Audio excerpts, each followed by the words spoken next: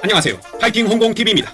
오늘은 지게차 기능사 필기 들어서 푸는 모의고사 세 번째 시간을 진행하도록 하겠습니다. 바로 시작합니다. 기계식 분사 펌프가 장착된 디젤 기관에서 가동 중에 발전기가 고장났을 때 발생할 수 있는 현상으로 틀린 것은, 자, 앞에 거는 필요 없고요. 디젤 기관에서 발전기가 고장났다. 이 발전기는 말 그대로 전기를 생산하는 배터리 충전 장치다, 이렇게 생각하시면 됩니다. 그래서 발전기 고장은 충전이 되지 않는 것을 뜻한다. 충전 경고등이 들어오고 헤드램프를 켜면 불빛이 어두워진다. 전류계의 지침이 마이너스 쪽을 가리킨다. 다 옳은 질문이고요. 하지만 배터리가 방전되어 시동이 바로 꺼진다? 자, 충전이 안 된다는 뜻이지 바로 배터리 방전되고 시동 꺼지지는 않습니다. 가동 중인 발전기가 고장났을 때 충전 경고등 들어오고 헤드램프 불빛 어두워지고 전류계 지침 마이너스 가리키고 모두 맞지만, 그렇다고 배터리 방전되고 시동 꺼지지는 않는다. 연료 탱크에 연료를 분사 펌프 저압부까지 공급하는 것은, 자, 연료 탱크에서 엔진 연소실까지 연료가 공급되는 순서는 연료 탱크에서 공급 펌프를 거쳐서 필터를 거쳐 분사 펌프 분사 노즐로 이동해서 연료를 무화시켜 뿌려주게 됩니다. 그래서 공급이 먼저고 분사 펌프 저압부, 그 다음이 분사 노즐 고압부입니다. 그래서 연료를 분사 펌프 저압부까지 공급하는 것은 연료 공급 펌프다. 연료 분사 펌프 아니고 인젝션도 분사죠. 분사 펌프 아니고 로타리 펌프도 아닙니다. 로타리 펌프는 주로 진공 펌프나 고압 펌프로 쓰입니다. 그래서 연료 탱크 연료를 분사 펌프 저압부까지 공급한다. 연료 공급 펌프 찾으십시오. 오일의 압력이 높은 것과 관계없는 것은, 자, 오일이 점도가 뻑뻑해지면 압력이 높아진다. 이렇게 생각하시고, 추운 겨울철 뻑뻑해지겠죠? 압력이 높아지고 오일 점도가 높을 때 압력이 높아진다. 그리고 오일 압력을 조정하는 릴리프 스프링이 강하게 설정되어 있을 때 당연히 압력이 높아집니다. 하지만 오일 점도가 낮을 때는 아니죠. 오일 점도가 높을 때 압력이 높다. 점도와 오일 압력은 비례 관계입니다. 압력이 높다, 점도 높다고 생각하세요. 작업 중 기관의 시동이 꺼지는 원인에 해당되는 것은, 시동 꺼지는 원인, 작업 중에 시동이 꺼진다, 연료 공급 계통이 문제가 있다, 이렇게 생각하셔야 되죠. 최초에 시동이 걸리지 않는 문제는 배터리 축전지나 기동 전동기 쪽 문제를 생각하시고, 작업 중에 기관의 시동이 꺼졌다, 연료 공급 계통이 어딘가가 막혔거나 연료 분사가 불량하다, 연료 계통의 문제를 찾으셔야 됩니다. 발전기 고장, 물펌프 고장, 기동 모터 고장 아니다. 축전지에 충전해서 충전 말기에 거의 전류가 흐르지 않기 때문에 충전 능률이 우수하다. 그리고 가스 발생이 거의 없다. 충전 초기에 많은 전류가 흐른다. 그래서 축전지의 수명에 영향을 주는 단점이 있다. 어떤 충전법이냐? 바로 정전압 충전법입니다. 초기에는 대전류, 전류가 많이 흐르는 단점이 있고, 충전 말기로 갈수록 전류가 줄어들기 때문에 충전 능률이 우수하고 가스 발생이 거의 없다. 정전압 충전 찾으십시오. 충전 말기에 전류가 거의 흐르지 않고 충전 초기에 많은 전류가 흐릅니다. 이것만 기억하시면 됩니다. 정전압 충전. 전조등 회로의 구성으로 틀린 것은, 전조등은 퓨즈, 라이트 스위치, 디머 스위치. 요 디머 스위치는 하이빔, 로우빔 전환 스위치입니다. 이런 것들은 다 전조등 구성품이지만, 점화 스위치는 가솔린 엔진 시동 스위치죠. 점화 스위치는 아니다. 전조등 회로 구성품은 퓨즈, 라이트 스위치, 디머 스위치 등이 있습니다. 다음 중 터보 차저, 과급기를 구동하는 것으로 가장 적합한 것은, 자, 과급기에서 사용하는 터빈을 돌리는 동력은 어디로부터 오는 것이냐면 바로 배기가스 쪽에서 오는 겁니다. 터보차저는 배기가스를 바로 흘려보내지 않고 이 터보차저의 터빈 쪽을, 프로펠러를 한번 돌려줌으로써 흡기 쪽에서 더 많은 공기를 빨아들여서 흡입 공기를 고압으로 압축하는 임펠러와 디퓨저를 통해서 강제로 과하게 압축 공기를 흡기 쪽으로 흘러보내서 흡기 효율을 높이는 장치가 바로 터보차저입니다. 그래서 터보차저를 구동하는 에너지는 엔진의 배기가스에서 얻고 있다. 축전지의 용량은 암페어 아워로 나타냅니다. 암페어는 전류의 단위죠. 그리고 이 1암페어의 전류가 1시간 동안 흐른 전기량을 축전지의 용량으로 씁니다. 암페어 아워. 용량이니까 시간 개념을 포함한 암페어 아워로 나타낸다. 로더로 토사를 깎기 시작할 때 버킷의 각도는 5도 정도 기울여서 깎는 게 좋습니다. 로더는 5도 기울인다. 로더로 토사 깎을 때 버킷의 각도는 5도입니다. 반도체에 대한 설명으로 틀린 것은, 반도체는 양도체와 절연체의 중간 범위고요. 고유 저항은 10의 마이너스 3승에서 10의 4승 오hm 정도가 됩니다. 그리고 실리콘, 게르마늄, 셀렌 등이 대표적인 반도체고요. 하지만 절연체의 성질을 띠고 있다. 자, 위에서 반도체는 양도체와 절연체의 중간 범위라고 했죠. 절연체의 성질을 띠고 있다 하면 틀립니다. 도체인 양도체와 전기 전달이 어려운 절연체의 중간 범위의 성질을 띈 것이 반도체다. 방열기의 캡을 열어봤더니 냉각수에 기름이 둥둥 떠 있었다. 자, 또 나왔네요. 헤드게스킷 파손이죠. 헤드게스킷 파손으로 실린더 내 엔진 오일이 새어나와서 물재킷에 냉각수에 혼입되어서 냉각수 점검했을 때 기름 둥둥 뜨는 현상이 발견됩니다. 바로 실린더 헤드와 엔진 블럭 사이를 밀봉해주는 헤드게스킷 파손이 기름 둥둥 원인이다. 머플러 소음기에 대한 설명으로 틀린 것은, 자, 엔진 배기음을 잡아주는 게 머플러 소음기죠. 자, 배기 쪽이니까 머플러에 카본이 많이 끼면 배기가스 열을 제대로 방출해주지 못해서 엔진 과열의 원인이 됩니다. 그리고 카본이 많이 쌓이면 엔진 출력도 떨어진다. 머플러가 손상되면, 구멍이 나면 배기음이 커지겠죠? 다 맞는 보기고요. 배기가스의 압력을 높여서 열 효율을 증가시킨다? 자, 배기가스 압력 높여서 열 효율이 증가되진 않습니다. 열 효율이 떨어지죠. 머플러와 차량의 열 효율 증가와는 무관하다. 사용 압력에 따른 타이어의 분류로 틀린 것은, 자, 타이어에는 초저압, 저압, 고압 타이어 있습니다. 하지만 초고압 타이어는 없다. 타이어의 분류에는 초저압, 저압, 고압 타이어 있습니다. 초고압 없다. 지게차의 적재 방법으로 적절하지 않은 것은, 화물을 올릴 때는 포크를 수평으로 하고요. 가속 페달을 밟는 동시에 레버를 조작한다. 맞습니다. 가속 페달을 살짝 밟으면서 레버를 조작하고요. 포크로 물건을 찌르거나 물건을 끌어올리지 않는다. 당연하겠죠? 물건을 찌르거나 끌어서 올리면 안 되고요. 포크 위에 물건을 올려놓는 거지 찌르거나 끌어서 올리지 않습니다. 하지만 화물이 무거우면 사람이나 중량물로 밸런스 웨이트를 삼는다. 자, 절대 안 됩니다. 과적을 해서도 안 되고 차량이 전복되거나 튕겨나갈 위험이 있기 때문에 운전자 외에는 절대 탑승하지 않고 매달리거나 기타 중량물을 카운터웨이트 쪽에 올려서도 안 돼요. 기관의 연소실의 형상과 관련이 없는 것은 자, 연소실의 형태가 어떤 모양이냐에 따라서 기관의 출력과 운전 정숙도, 열 효율이 결정됩니다. 자, 그리고 연소실의 형상에 따라서 이 화염 전파 속도가 차이가 나기 때문에 출력이 달라지고 엔진 회전 속도에도 영향을 미치는 걸로 알고 있습니다. 그런데 우리 기출에서는 연소실 형상과 엔진 속도와는 관련이 없는 것으로 출제가 되고 있다. 자, 주의해 주시고요. 자, 천연가스가 배관을 통해서 공급될 때 도시가스 사업법상 중압에 해당되는 것은 자, 도시가스 사업법에서 1메가파스칼 10kg/제곱센티미터인데요. 요 1메가파스칼 이상의 압력을 고압 그리고 0.1 미만일 때 저압이라고 해요. 그러니까 0.1에서 1메가파스칼까지는 중압이 되겠습니다. 그러면 보기에서 0.5메가파스칼이 중압이 되겠죠. 1.0이다 고압, 0.1이다 저압 기준이고요. 5메가파스칼이다 고압이겠죠. 1메가파스칼 이상이 고압이고 그 아래가 중압인데 0.1메가파스칼 미만은 저압이다. 자, 벨트식 전동장치에서 내재되어 있는 위험 요소가 아닌 것은 자, 벨트가 막 돌아갈 때 신체와 접촉하게 되면 말려 들어가고 꽉 끼어버려서 사고가 발생합니다. 컨택트 인탱글먼트, 트랩이 벨트 전동장치에 내재된 위험 요소다. 하지만 임팩트, 충격은 아닙니다. 벨트 전동장치다. 접촉됐다, 말려 들어가서 꽉 끼어버렸다. 접촉, 말림, 트랩이 벨트 전동장치에 내재된 위험 요소입니다. 다음 중 지하 매설물의 종류가 아닌 것은 광통신 케이블, 전력 케이블, 가스관은 지하에 있습니다. 하지만 주상 변압기 지상에 있어요. 주상 변압기는 지상에 설치한다. 건설기계의 특별 표지판 부착과 관련된 내용 중에 옳지 않은 것은 자, 기준을 먼저 알고 있어야 되겠죠. 특별 표지판 부착 대상은 길이가 16.7m 초과, 너비 2.5m 초과, 높이 4m 초과, 최소 회전 반경 12m 초과, 총중량 40톤, 축중 10톤 이상인 건설기계입니다. 그래서 총중량 30톤, 축중 10톤 미만인 건설기계는 특별 표지판 부착 대상 아니다.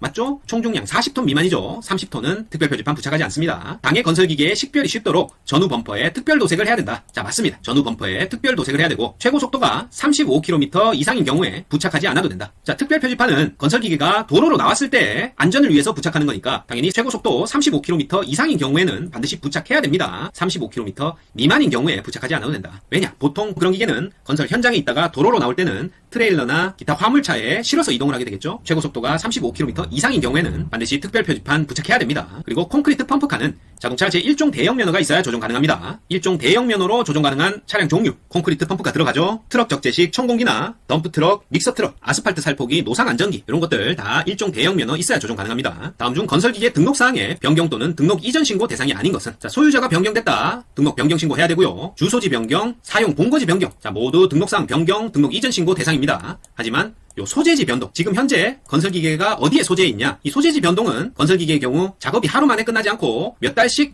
전국을 이동해서 작업을 하기도 합니다. 그래서 작업 장소에 따라서 소재지 이동이 빈번한 건설기계의 특성상 단순 소재지 변동은 등록 이전 신고 대상이 아니다. 이렇게 알아두세요. 사용 본거지 변경, 소유자의 주소지 변경, 소유자 변경은 등록 이전 신고 대상입니다. 하지만 건설기계의 소재지 변동은 아니다. 다음 중 통행의 우선순위로 맞는 것은 긴급자동차, 일반자동차, 원동기장치 자전거 자, 요런 순위죠. 보통 최고 속도 순서다. 긴급자동차, 일반자동차, 원동기장치 자전거 순서입니다. 쉬운 문제. 건설기계의 검사 기준 중 제동장치의 제동력 기준 틀린 것이네요. 자, 제동장치 기준은 모든 축의 제동력 합이 당해 축중, 빈차 축중의 50% 이상이어야 되고요. 동일차축 좌우 바퀴의 제동력의 편차는 축중의 8% 이내여야 됩니다. 동일차축 좌우 제동력 편차는 당해 축중 8% 이내다. 자, 요 숫자만 외우시면 돼요. 모든 축 제동력 합이다 50%, 좌우 바퀴 제동력 편차다 8%. 자, 10% 아니죠? 자, 10%가 틀렸다. 동일차축 좌우 바퀴 제동력 편차는 10% 아니고 8%입니다. 그리고 주차 제동력의 합은 빈차 중량의 20% 이상일 것입니다. 그래서 모든 축 제동력 합 50% 이상, 주차 제동력 합 20% 이상, 동일차축 좌우 바퀴 제동력 편차다 당해 축 중 8% 이내여야 된다. 요 세 가지 숫자 50, 28 요것만 기억하세요. 도로 운행 시에 건설기계의 축하중 및 총 중량의 제한은 아까 나왔죠? 축중 10톤 초과 총중량 40톤 초과일 때 도로 운행이 제한된다. 축중 10톤, 총중량 40톤, 축중 10톤이 기준입니다. 타이어식 장비에서 핸들 유격이 큰 원인이 아닌 것은 자, 핸들 유격이란 게 핸들을 정지 상태에서 가볍게 돌렸을 때 바퀴가 움직이지 않을 정도의 그 범위, 그게 핸들 유격이죠. 그런데 이 핸들 유격이 크다. 바퀴에서 핸들까지 전해지는 핸들 조작과 관련된 부품에 문제가 생긴 거죠. 그래서 그림에서와 같이 이 스티어링 휠과 타이어 사이의 핸들 조작은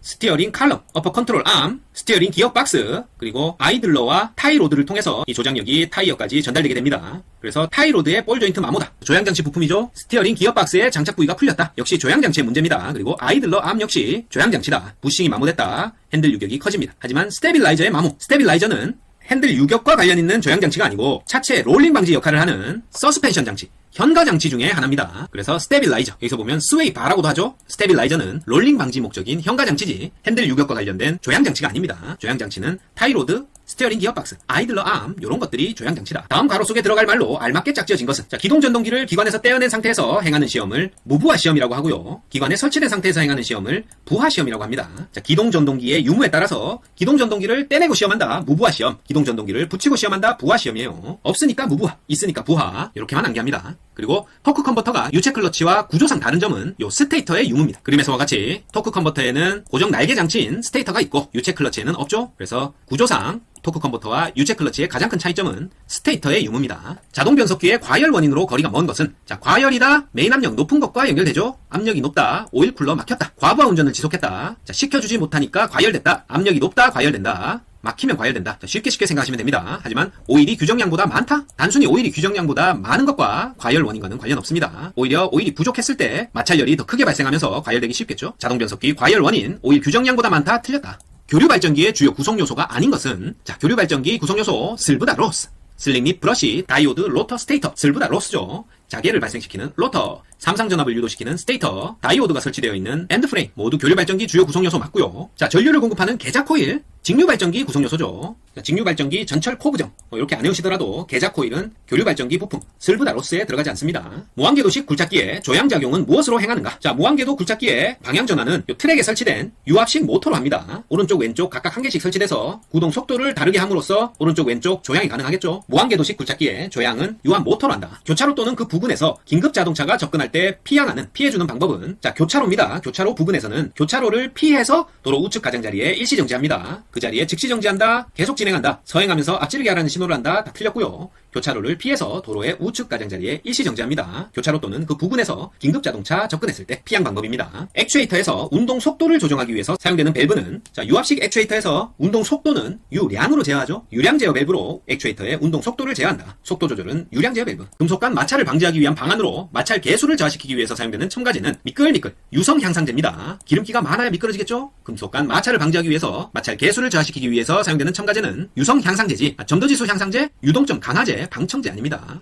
자, 유압 실린더 등의 중력에 의한 자유낙하를 방지한다. 바로 나오죠? 카운터 밸런스 밸브죠. 자유낙하한다. 밸런스 잘 잡아라. 카운터 밸런스 밸브가 유압 실린더 등이 중력에 의해서 자유낙하를 방지하기 위한 배압을 유지하는 압력 제어 밸브입니다. 앞가릴리 무시 중에 낙하한다. 밸런스 잘 잡아라. 카운터 밸런스 밸브가 자유낙하 방지하는 목적의 밸브다.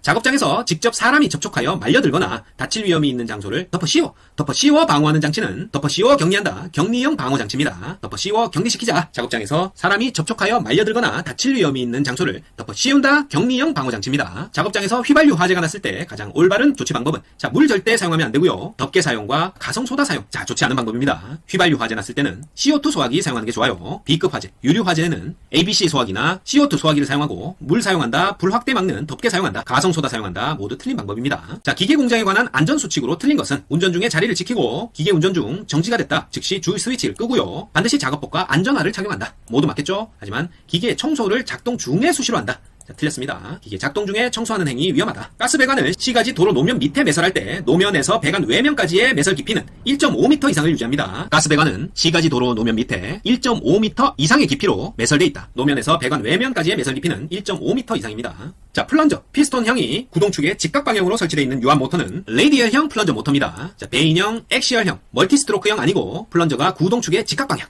구동축의 직각 방향으로 설치되어 있다. 레이디얼형 플런저 모터 찾으십시오. 이건 그림을 봐도 잘 알기가 어렵기 때문에 그냥 외웁니다. 플런저가 구동축의 직각 방향이다. 레이디얼형 플런저 모터다. 건설기계에 사용하고 있는 필터의 종류가 아닌 것은 흡고저죠. 건설기계에 사용하는 필터는 흡고저, 흡입 필터, 고압 필터, 저압 필터 있습니다. 배출 필터는 아니에요. 필터 종류 흡고저.